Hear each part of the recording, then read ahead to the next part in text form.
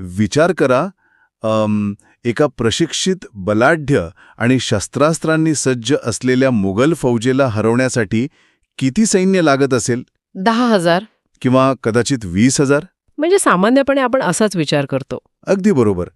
पण बाजिंद या पुस्तकातील पृष्ठ 57 नुसार एकही नाही. खरंच एकही नाही. हो, फक्त निसर्गाचा एक अदृश्य इशारा पुरेसा ठरतो. आजच्या या सखोल चर्चेत आपण याच एका अत्यंत गूढ आणि अंगावर काटा आणणाऱ्या प्रसंगावर बोलणार आहोत.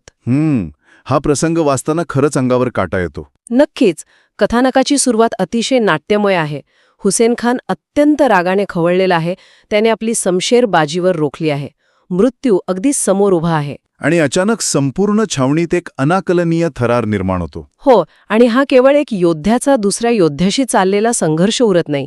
आजचा आपला उद्देश या पानावरील घटनांमागचा खरा अर्थ समजून घेणं हा आहे. म्हणजे लेखकाने या पानावर निसर्गाला केवळ एक पार्श्वभूमी न ठेवता एक जिवंत पात्र कसं बनवलं आहे हे आपण पाहणार आहोत. अगदी बरोबर. आणि या अनपेक्षित हल्ल्यानंतर एका बलाढ्य शत्रूच्या मानसिकतेत, त्याच्या अहंकारात कसा आमूलाग्र बदल घडतो यावर आपण प्रकाश टाकणार आहोत. बरं, या प्रसंगाची मांडणी समजून घेणं अत्यंत महत्त्वाचे आहे. मुघल फौजेसारखं सैन्य हे मानवी युद्धाच्या व्याकरणासाठी प्रशिक्षित असतं. हो, म्हणजे समोरासमोरची लढाई, तोफा, तलवार. नक्कीच. रणनीती या सर्व गोष्टी मानवी नियंत्रणातल्या आहेत. पण इथे लेखकाने एका वेगळ्याच परिमाणाची ओळख करून दिली आहे. हो ना.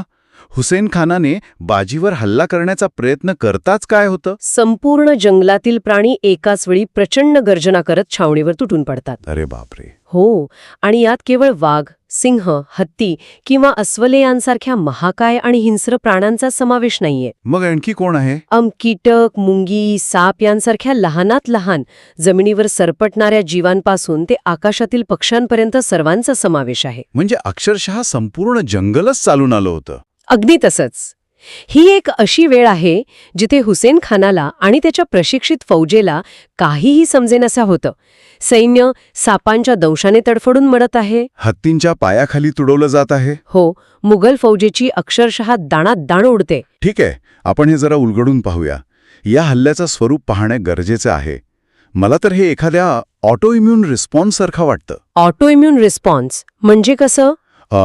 जसं आपल्या शरीरात एखादा बाह्य विषाणू किंवा व्हायरस शिरल्यावर शरीराच्या पेशी एकत्र येऊन त्याच्यावर हल्ला करतात ना, बरोबर. तसंच या जंगलाच्या परिसंस्थेने या मुघल फौजेला एक परकीय विषाणू मानून त्यांना नष्ट करण्यासाठी हा सामूहिक हल्ला केलेला दिसतो. वा, हे रूपक खूपच समर्पक आहे. हो ना. जिथे शत्रूची फौज मोठ्या दिमाखात एका माणसाशी लढायला आली होती, तिथे ते अचानक एका अशा अदृश्य आणि अक्राळ विक्राळ सैन्याशी भिडतात ज्यांना हरवणे अशक्य आहे. म्हणजे ही एक प्रकारची निसर्गाची त्सुनामीच आहे. नक्कीच. आणि या रूपकाचा विस्तार केला तर या संपूर्ण आक्रमणाचा रोख आणि त्याची वेळ अधिक स्पष्ट होते. हे प्राणी काही यादृच्छिकपणे किंवा चुकून तिथे आलेले नाही. ते म्हणजे त्यांचा येण्याचा काहीतरी विशिष्ट उद्देश होता. हो. हुसेन खानाने बाजीवर समशेर रोखणे आणि प्राण्यांनी हल्ला करणे ही एकच वेळ आहे. मुंगीपासून हत्तीपर्यंत सर्व जीव एकाच उद्देशाने प्रेरित झालेले दिसतायत. म्हणजे लेखकाने इथे लहान कीटक आणि महाकाय हत्ती अशा दोन्ही स्तरांवर निसर्गाची सामूहिक जाणीव दाखवलीये असं म्हणायचंय का तुम्हाला? अगदी बरोबर. निसर्ग स्वतःच बाजीच्या संरक्षणासाठी एक ढाल बनून उभा राहिलाय.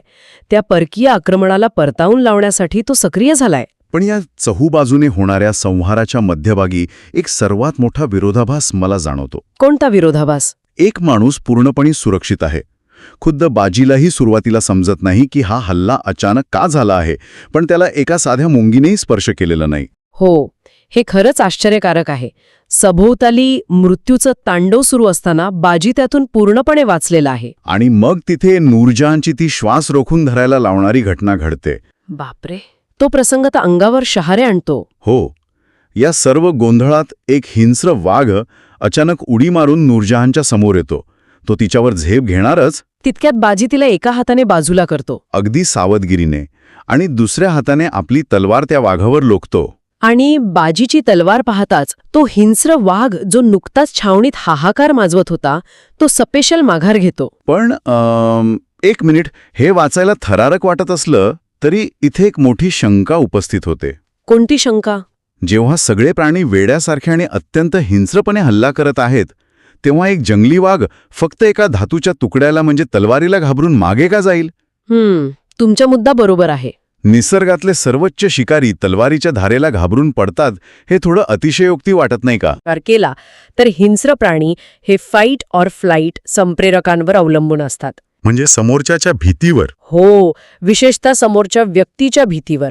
वाघ केवळ त्या तलवारीच्या धातूला किंवा तीक्ष्ण धारेला घाबरून मागे हटलेला नाही. मग तो का मागे हटला? कारण शिकारी प्राण्यांना मानवाच्या हेतूंची, त्याच्या ऊर्जेची आणि विशेषतः त्याच्या भीतीची अतिशय सूक्ष्म जाणीव असते.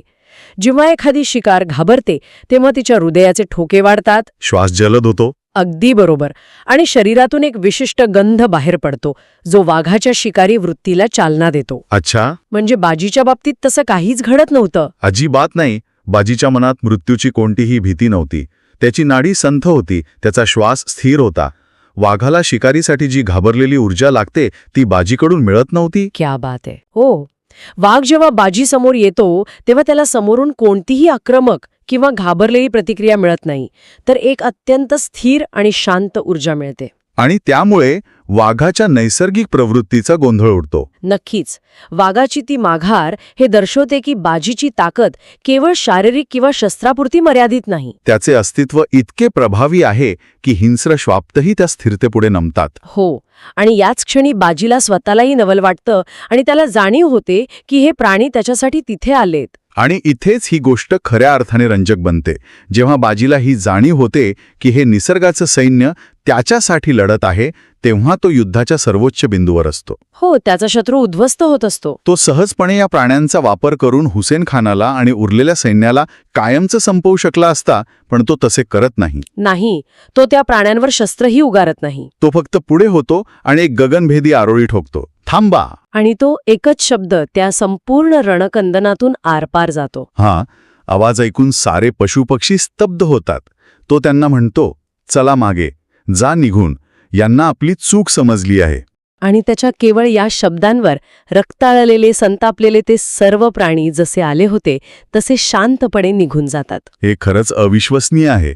रक्ताचा एक थेंबही न सांडता तो केवळ एका शब्दाने सर्व परिस्थिती नियंत्रणात आणतो. जर आपण याला एका मोठ्या संदर्भाशी जोडलेत तर बाजीचे हे नियंत्रण मानवी संघर्षातील एक अत्यंत उच्च पातळीवरचं तत्वज्ञान अधोरेखित करते. म्हणजे नेतृत्व आणि क्षमा या अर्थाने. हो, बाजी प्राण्यांना सांगतो की यांना आपली चूक समजली आहे. हे वाक्य शत्रूबद्दलचा त्याचा दृष्टिकोन स्पष्ट करतं. तो मोगल फौजीच्या शरीराला संपवू इच्छित नाही, तर त्यांच्या अहंकाराला संपवू इच्छितो. अगदी बरोबर. ज्या क्षणी शत्रूचा अहंकार तुटतो त्या क्षणी युद्धाचं प्रयोजन संपते हे बाजी ओळखून आहे. आणि प्राण्यांसोबतचा त्याचा तो मूक संवाद ते पण खूप भारी आहे. हो ना. बाजी आणि निसर्ग यांच्यात कोणत्याही गुंतागुंतीच्या आज्ञावलीची गरज नाही. तिथे केवळ भावना आणि ऊर्जेची देवाणघेवाण आहे. म्हणजे त्याची ती आरोळी ही केवळ आज्ञा नव्हती. नाही, ती निसर्गाला दिलेली एक ग्वाही होती की परिसंस्थेचं जे उद्दिष्ट होतं, बाजीचं रक्षण करणे, ते साध्य झाले आहे. ऊर्जा आता शांत झाली आहे आणि त्यामुळे प्राण्यांना माघार घेण्याचा संदेश मिळतो.